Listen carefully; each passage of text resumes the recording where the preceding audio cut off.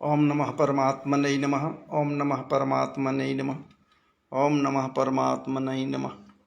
श्री कृष्णाय नमः वासुदेवाय नमः। श्री कृष्णाय नमः वासुदेवाय नमः। श्री कृष्ण गोविंद हरे मुरारी हे नाथ नारायण वासुदेव। श्री कृष्ण गोविंद हरे मुरारी हे नाथ नारायण वासुदेव।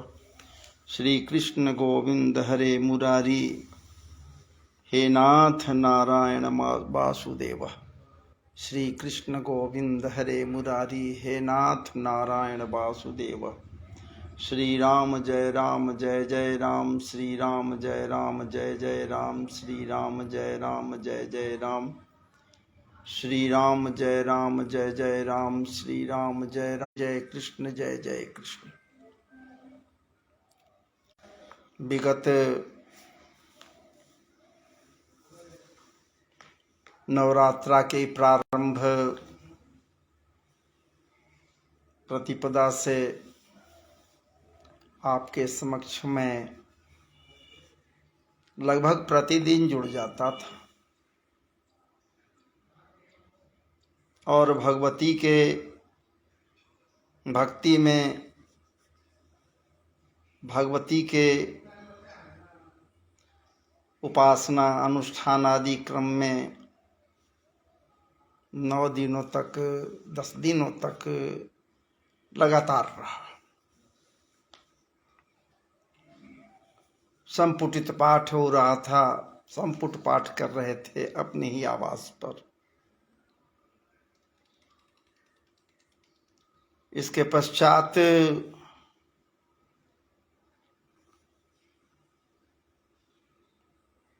खूब उत्सवी माहौल में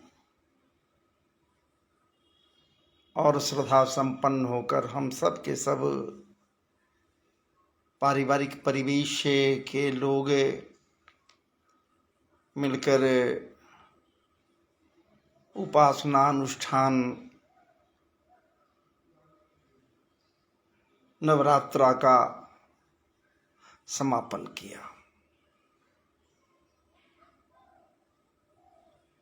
हाँ, एक बात है, चिंतन हुआ जरूर, भगवती का चिंतन हुआ जरूर, इसमें आदि शक्ति का चिंतन हुआ जरूर, आदि शक्ति के श्री चरणों में अपने आप को समर्पित रखा जरूर। लेकिन कन्हैया जी के लीला चर्चाओं से अपने आप को थोड़ा दूर रखा। याद तो जरूर रखा, उनको किसी पल भी कभी भी अपने मन से, अपने हृदय से अलग रखते ही नहीं, सदैव उन्हीं को याद करते हैं। श्री कृष्ण गोविंद हरे मुरारी हे नाथ नारायण वासुदेव। ये बात तय है भाई, आप या मैं या कोई भी उनको याद तो सदैव रखते हैं, उनको याद करते रहते हैं। लेकिन कोई ऐसे लोग भी हम सबों के बीच हैं, मत कहिए, कहने लायक नहीं है, कहने में भी शर्म सा महसूस होता है। ऐसे लोग हैं जो मित्र बनने के लिए फेसबुक पर बेचैन हो जाते हैं और मित्र बन जाते हैं। न जाने कैसे कैसे वो मित्र बन जाते हैं, आप न भी बनाओगे फिर भी वो बन जाएंगे, मित्र बन जाते हैं फेसबुक पर। नहीं, वो वैसे बनने वाले उतावले लोग, उनमें से कुछ ऐसे लोग हैं जो घृणित कर्म करते हैं। कभी कभी जी उब जाता है तो लगता है ऐसा महाराज जी कि फेसबुक को बंद कर दूं। कल ही मैसेंजर को बंद करना पड़ा, मैसेंजर को मैं बंद कर दिया। एक तो फोन कर करके कैसे हैं, क्या हाल है, आप कहाँ हो, क्या हो, अनर्गल टॉपिक पर बात। यार कोई कायदे की बात हो तो बात एक अलग है। मैं बार बार रिक्वेस्ट करता हूं कि आप भक्ति परक बातों को हमसे कीजिए ना, कोई फर्क नहीं पड़ता। लेकिन ऐसे घृणित पोज, ऐसे घृणित वीडियो के साथ वो लगाएगा, कुछ ऐसे लोग हैं, बेचैनी सी हो जाती है। प्रातः काल से ही आज की बात डिलीट कर तो दिया, ब्लॉक भी कर देता हूँ, डिलीट भी कर देता हूँ वैसे वैसे लोगों को। लेकिन किसके ललाट पर ये लिखा हुआ है महाराज जी कि कौन कैसा है? मित्र बनाने के पूर्व कैसे किसी के प्रति यही विचार किया जाए। चूंकि प्रोफाइल देखिएगा आप, ज्यादा से ज्यादा प्रोफाइल देखकर उसको मित्र बनाइएगा, विचार कीजिएगा कि बनावे या ना बनावे। तो प्रोफाइल तो अपना उसका थोड़े है, वो तो चोरी किए हुए है, किए हुए इधर से उधर दूसरे का ये कर करके और तब गलत कृत्य कर रहा है, उसका औकात है। लेकिन ये समझ में नहीं आ रहा है कि आखिर कैसे इस पर प्रतिबंध लोग लगा रहा है। प्रतिबंध तो लगाना चाहिए जरूर, लगना चाहिए जरूर, लेकिन कहाँ लग रहा है? हमें तो ये भी पता नहीं है, समझ में नहीं आ रहा है कि कौन प्रतिबंध लगा सकता है। भला हम सब जैसे अदना सा लोग कैसे प्रतिबंध, हाँ अपने मन में प्रतिबंध लगा सकते हैं कि हम ऐसा न करें, हम ऐसा नहीं करें। लेकिन दूसरा नहीं कर रहा है, उसको कैसे प्रतिबंध लगे, इस पर तो विचार करना सबको चाहिए। कोई उपाय ही नहीं है। उपाय एक ही है कि या तो मोबाइल चलाना बंद कर दीजिए या फिर फेसबुक को हमेशा हमेशा के लिए बंद कर दिया जाए। जिस चैनल को चलाते हैं यूट्यूब, बस यूट्यूब पर रहिए। ऐसे ऐसे वीडियो गंदे गंदे कॉल करेगा, वीडियो कॉलिंग करेगा मैसेंजर से। उनमें कौन क्या है, कैसा है, क्या जानता है कॉलिंग के पहले? जब उठा लीजिए तो देखिए उनका लीला। छी, घृणा से मन उब जाता है। नवरात्रा पर हम हैं महाराज जी, विचार कीजिए वैसे परिस्थिति में यदि कोई कॉल ऐसा कर रहा है, वीडियो कॉलिंग कर रहा है, कितना गंदा है विचार। पाप कहते हैं किसको? पाप है क्या? किसी को मार देना ही पाप है क्या? चोरी कर लेना ही पाप है क्या? हम लोग पापी को पापी पापी कहते हैं, पाप कहते हैं किसको? पाप है क्या? यही तो पाप है। पाप ये नहीं है क्या? पाप के श्रेणी में ये नहीं है क्या? किसी के विचारों का हनन करना ये पाप के श्रेणी में नहीं है क्या? कोई विचार रखता है कुछ, कोई विचार रखता है कुछ, लेकिन अपने विचारों को किसी के ऊपर थोप देना, क्या ये पाप नहीं है क्या? अनेकानेक प्रकार के घृणित कर्म, ऐसे ऐसे कर्म करने वाले लोग ये नहीं विचार करते कि हम जो कर रहे हैं ये कौन सा कर्म है, पुण्य का कार्य है। और वैसे वैसे रावण को जलाने के लिए जाते हैं कि हम बुराई को जला रहे हैं। अरे महाराज जी, अभी तुरंत तो बुराई को जलाने के लिए हम सब के सब फोकस किया, बुराई को जला रहे। बुराई क्या जलाइएगा? रावण को क्या जलाइएगा? वो रावण जिसका नाम लेकर रावण को आप जला रहे हो, वो रावण है क्या? दशानन है, 10 मुड़ी का वो रावण था। लेकिन आज प्रत्येक मानवों के भीतर में हजारों मुंडी वाला रावण है। जलाओ न जरा इसे। अगर ये जल जाए तो महाराज जी क्या बात है, सतयुग आ जाए। यही तो है। विचारों की शुद्धता ही तो, मन की शुद्धता ही तो, चित्त की शुद्धता और संपन्नता ही तो रावण हजारों मुंडी वाला को जलाने का हिसाब कर देता। लेकिन यही तो नहीं शुद्ध है।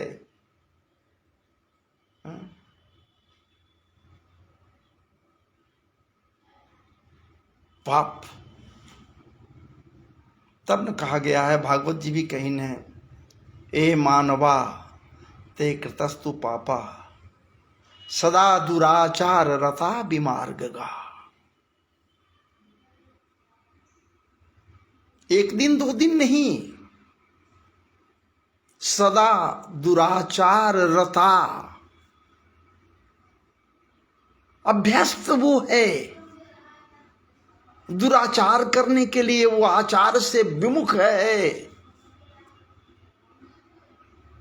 गलत कृत्य करने के लिए वो आतुर है, सदा सदा के लिए आतुर है, लगा हुआ है, रत है उसमें, पच गया है, पच रहा है। घृणित कर्म करने में, जो घृणित कर्म है उसमें लगा हुआ है तो लगा हुआ है, पच रहा है। सदा दुराचार रता विमार्गगा, गलत मार्ग को पकड़ लिया है और चलने का अभ्यासी हो गया है, वैसे मार्गों पर चलने का अभ्यासी हो गया है। क्रोधाग्नि दग्धा, महाराज जी सच पूछिए, ये क्रोधाग्नि में दग्ध हो रहा है, क्रोध रूपी अग्नि में वो प्रज्वलित हो रहा है, जल रहा है।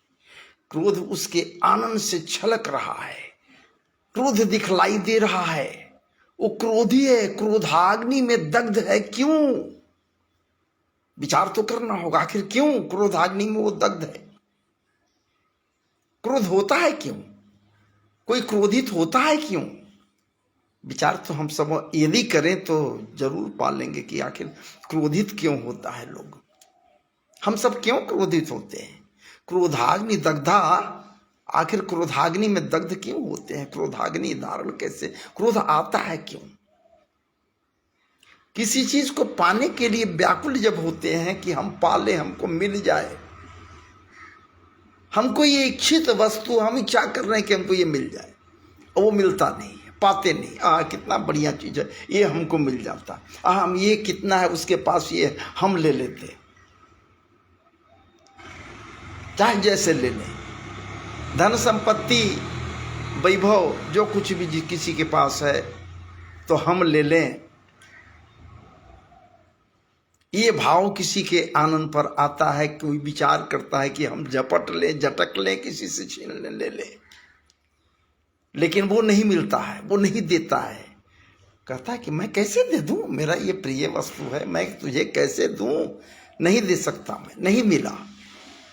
और जब नहीं मिलता है किसी को कोई चीज, उसके इच्छित वस्तु किसी के द्वारा नहीं मिलता है, नहीं देता है वो, या चाहने के बाद में भी इसे प्राप्त नहीं होता है, कोई व्यक्ति ऐसा हो, तो महाराज जी क्रोधाग्नि दग्धा, तब क्रोधाग्नि में दग्ध होने लगता है, जलने, क्रोध चढ़ जाता है, व्याकुल हो जाता है, क्रोधित हो जाता है। ऐसे क्रोध नहीं आता है। कहते हैं जरूर कि क्रोध पाप का मूल है।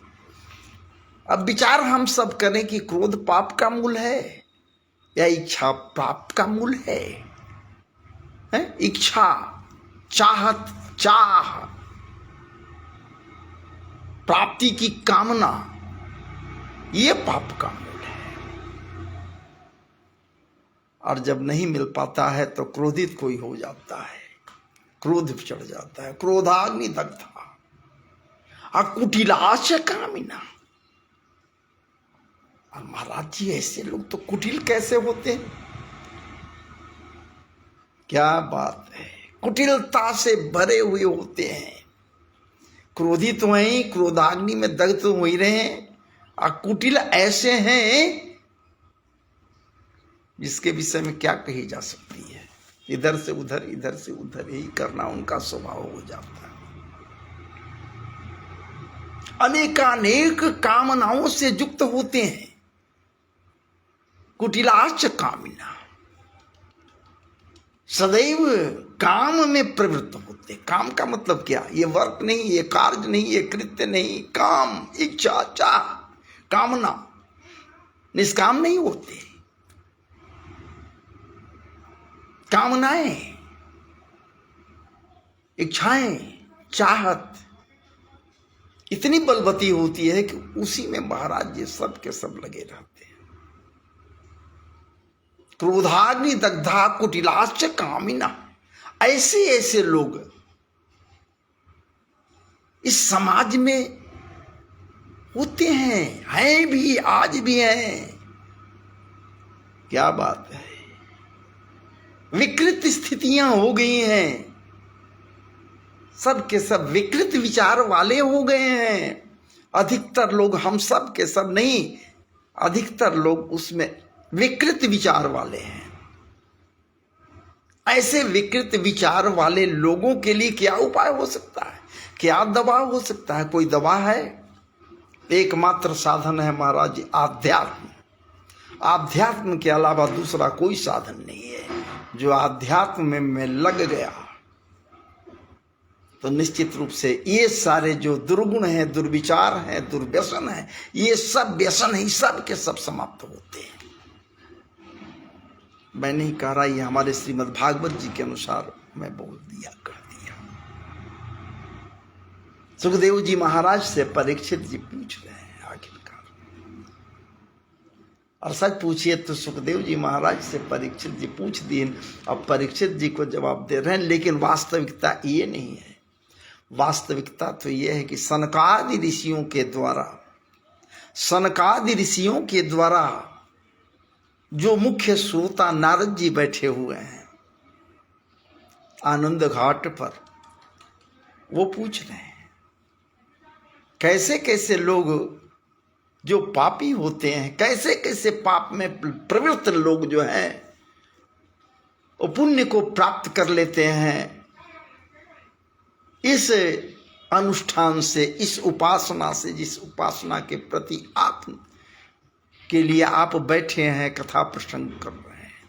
कैसे कैसे लोग, तो कुमार कर रहे हैं, सनक सनंदन सनातन सनत कुमार, कुमारों के द्वारा कहा जा रहा है। क्या कृतस्तु पापा ये मानवा, कृतस्तु पापा सदा दुराचार रता विमार्गा, क्रोधाग्नि दग्धा कुटिलाश्च कामिना, सप्ताह यज्ञे न कलौ पुनन्ति ते। यदि सप्ताह यज्ञ करे, ये सप्ताह यज्ञ है क्या? भागवत सप्ताह यज्ञ है क्या? भक्ति ज्ञान वैराग्य, भक्ति ज्ञान और वैराग्य महाराज जी रूपी त्रिवेणी में, भक्ति ज्ञान और वैराग्य रूपी त्रिवेणी में स्नान करना ही तो सप्ताह यज्ञ हो जाएगा। सप्ताह यज्ञ में क्या मिलेगा? भक्ति कैसे किया जाए, भक्ति की व्याख्या की गई है। अजी व्याख्या करना तो दूर है, भक्ति देवी तो साक्षात नारद जी के समक्ष मूर्तिमान होकर खड़ी हो गई है। भक्ति, ऐसी दुर्लभ भक्ति यदि किसी को प्राप्त होती है तो भक्ति देवी के ही तो कृपा पर। कोई भक्ति करता है ठाकुर जी का तो भक्ति देवी उसके समक्ष महाराज जी प्रकट हो जाती हैं मूर्तिमान होकर। भक्ति की व्याख्या की गई है, भक्ति का मार्ग बतलाया गया है। भक्ति रूपी भागीरथी में स्नान करने के लिए महाराज जी उसे प्रेरित किया गया है भागवत जी में कि भक्ति रूपी ज्ञान भागीरथी में निमज्जित हो जाओ, स्नान करो। ज्ञान, क्या बात है, ज्ञान की गरिमा बतलाई गई है, ज्ञान की महत्ता को स्पष्ट किया गया है श्रीमद् भागवत जी में। ज्ञान यही तो सत्कर्म है महाराज जी, ज्ञान दान ही तो सत्कर्म है। किसी को ज्ञान का ही दान करे, ज्ञान दे दे, विद्या दे दे, विद्या अध्ययन करा दे, यही तो सत्कर्म है, और कुछ नहीं सत्कर्म है। और वैराग्य का विवेचन किया गया।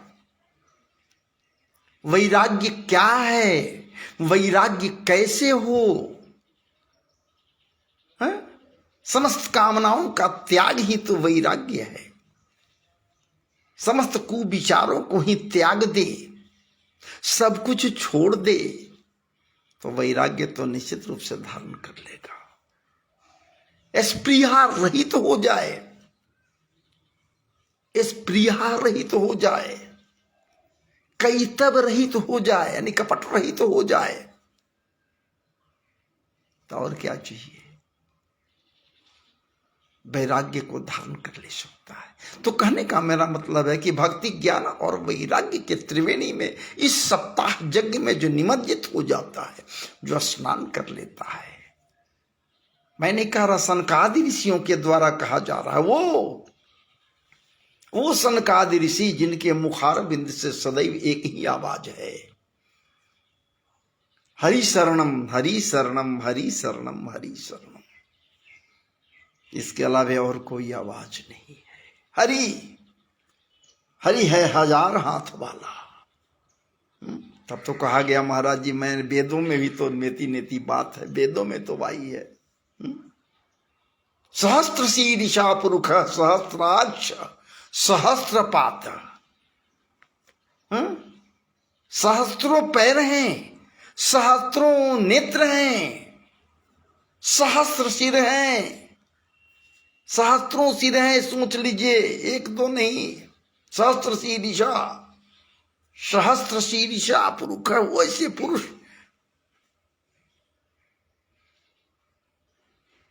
तो विचार कीजिए, वेदों में भी ये बातें आई हैं।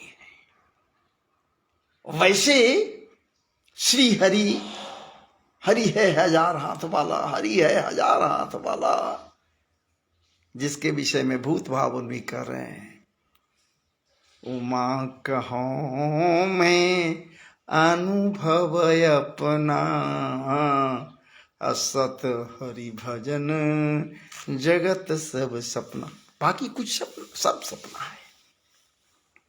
अब फिर भी हम लोग ऐसे पुण्य कार्य को करने से विमुख होते हैं, विमुख हो जा रहे हैं, अपने जुबान को गंदा कर लेते हैं, अपने चित्त को, विचार को गंदा करने के लिए आतुर हैं।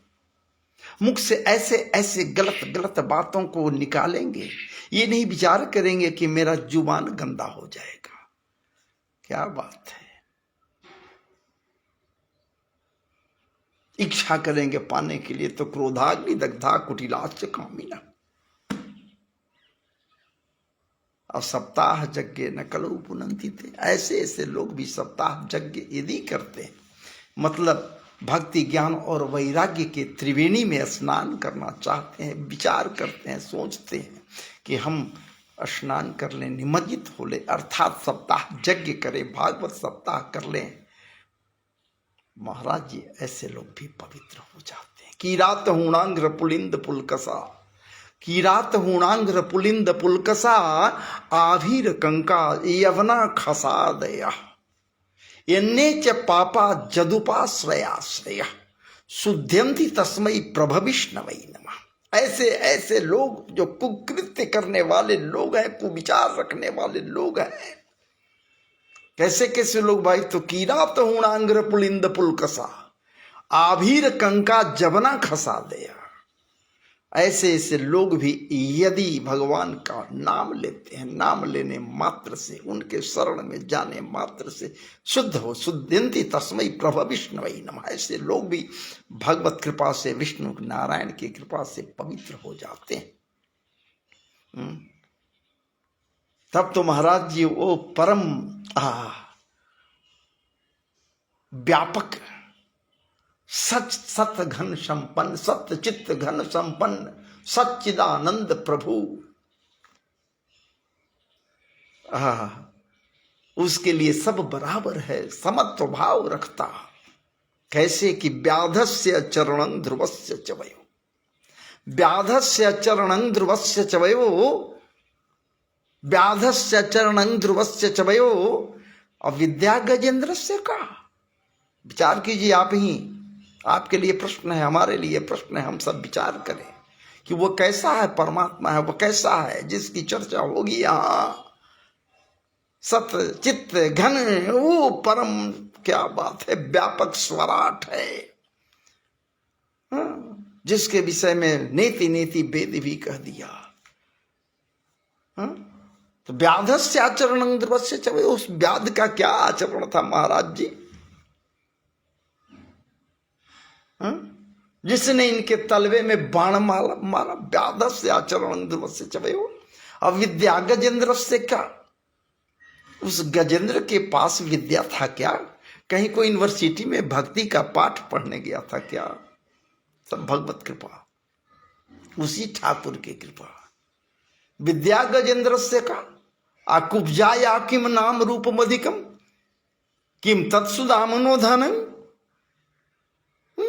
वंश को विदुरस्य जादव पते उग्रस्य किम पौरुषम।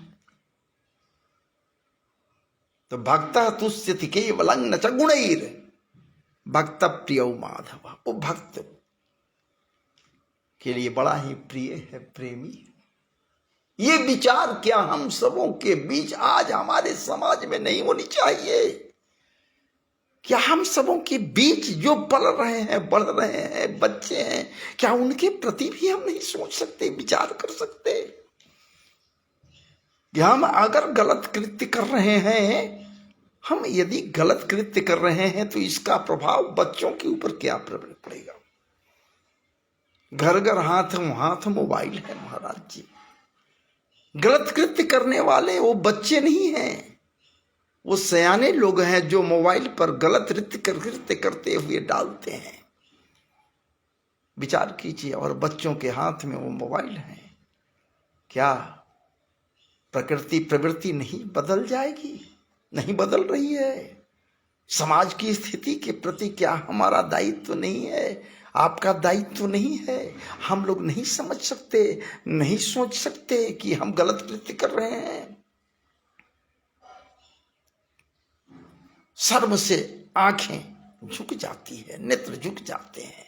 ऐसे ऐसे लोग, वृद्ध लोग हैं, उम्र दराज लोग हैं, जो गंदे वीडियो के साथ सामने आएंगे। विचार कीजिए, नेत्र शर्म से झुक जाता है।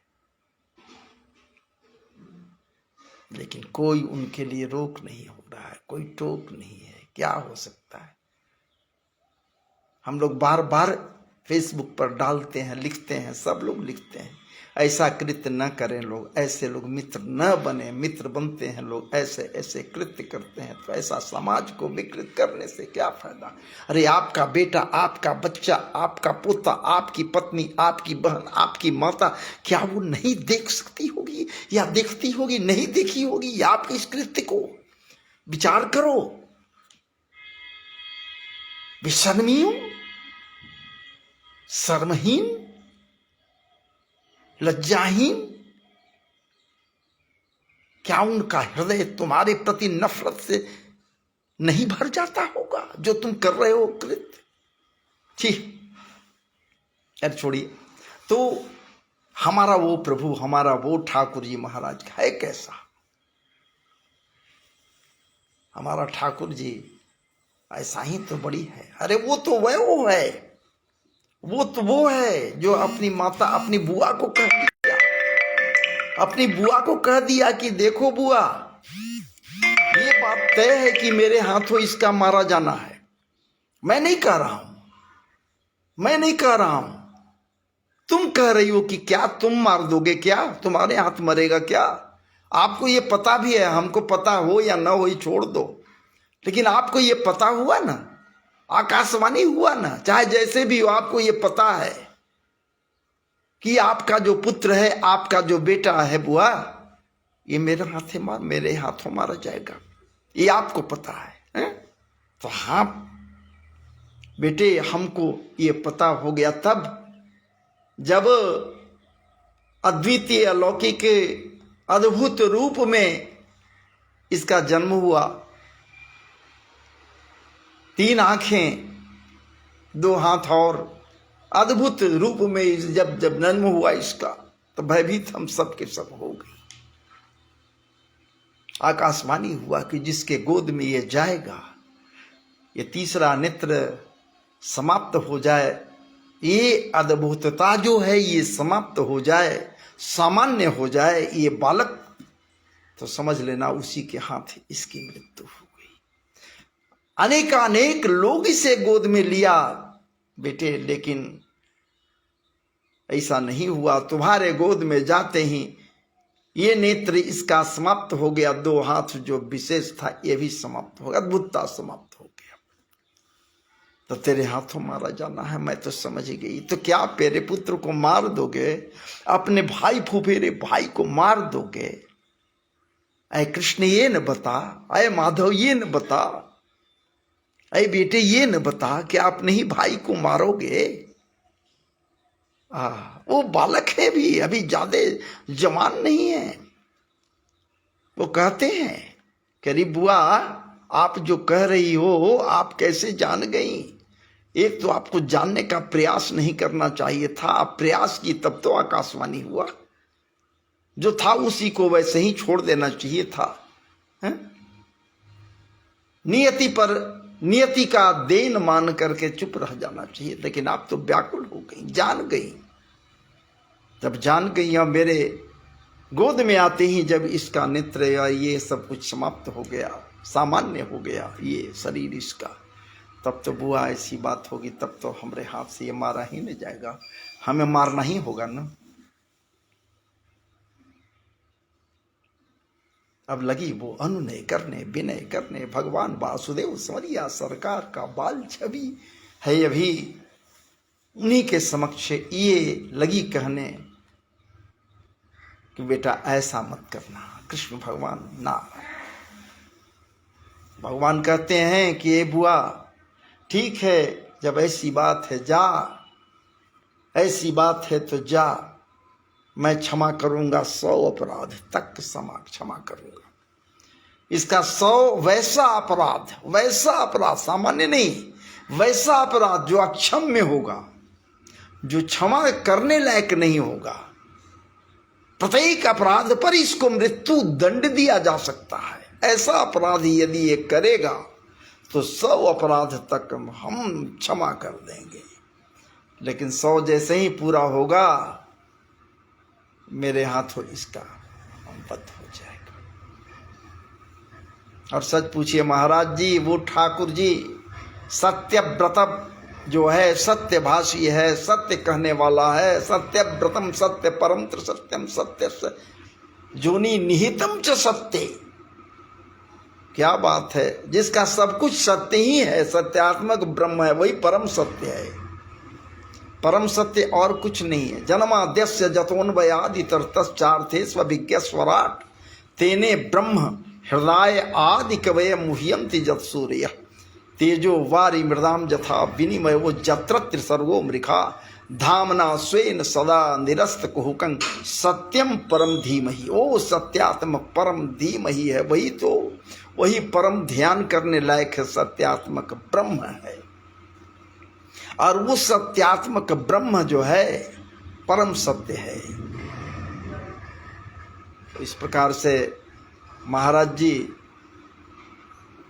100 अपराध क्षमा करने की बारी आई, और वो 100 अपराध क्षमा करने के लिए आतुर और व्याकुल हो गए। तो चलिए अब यहीं पर मैं आपको छोड़ रहा हूँ, विराम ले रहा हूँ।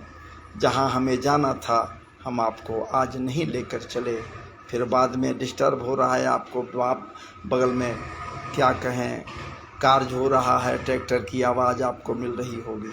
चलिए महाराज जी, और इसलिए इस प्रकार से